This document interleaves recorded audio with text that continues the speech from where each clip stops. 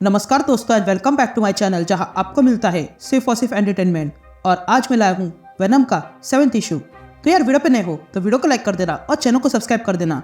और साथ ही मेरे चैनल पर ज्वाइन बटन स्टार्ट हो गया है तो आप वहां से भी ज्वाइन कर सकते हो। और उसी के साथ अब आप मुझसे व्हाट्सएप पर भी जुड़ सकते हो जिसका लिंक मैं आपको डिस्क्रिप्शन में दे दूंगा।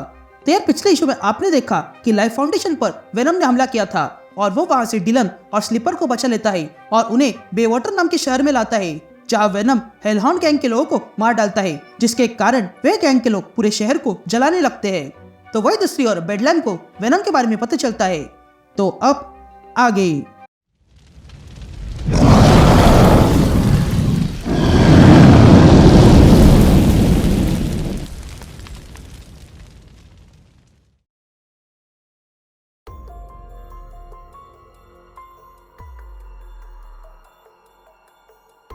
All right gang.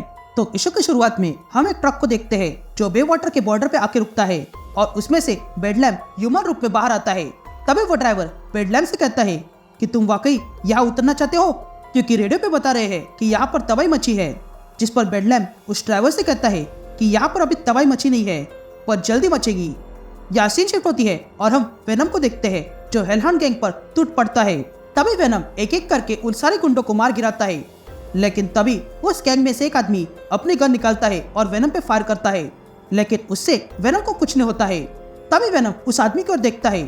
ये देखकर उस आदमी के पसीने छूट गए थे और तब वेनम उसे उठा लेता है और उसे जान से मारने वाला ही था कि तभी डिलन वेनम से कहता है, वेनम ऐसा मत करो। ये सुनते ही वेनम उस आदमी को उठाकर फेंक देता है और कहता है, तुम भी उस स्पाइडरमैन की तरफ बात कर रहे हो, जरा आसपास देखो, हम इसके लिए बने हैं और अगर ऐसे करते रहे तो हम भी एक दिन मारे जाएंगे। ये कहते डिलन बाहर आता है। तभी डिलन को देखकर वही गैंग का आदमी कहता है, तुम वही लड़के हो ना जो जैक के साथ काम कर रहा है। इसका मतलब लेंस सही था, इन सब के पीछे जैक ही है। अब जैक ने जो कुछ भी किया है उसका हिसाब उसे देना पड़ेगा।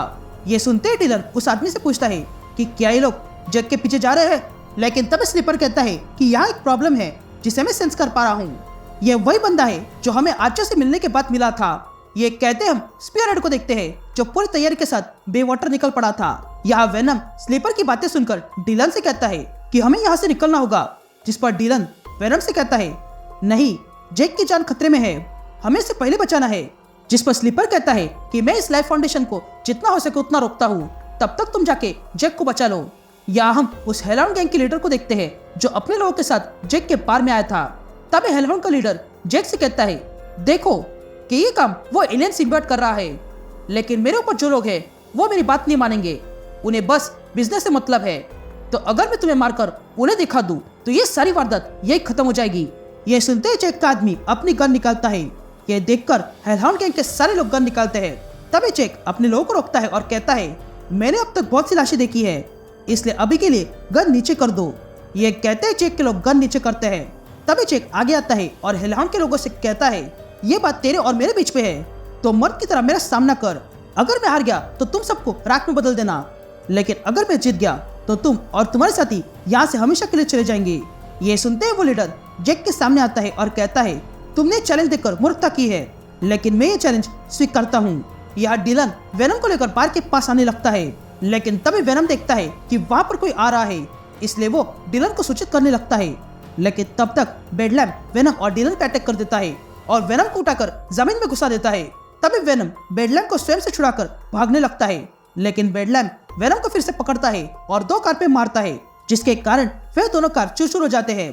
तभी बेडलैम वेनम को फिर से मारने जाता है, लेकिन इस बार वेनम उसके अटैक से बचकर डिलन से कहता है कि जैक वहाँ पे खतरे में है, लेकिन यहाँ जो है वो उससे भी बड़ा खतरा है, इसलिए हमें सबसे पहले इसे निपटाना होगा। ये कहते हैं वेनम बेडलैम को जोरदार पंच मारता है।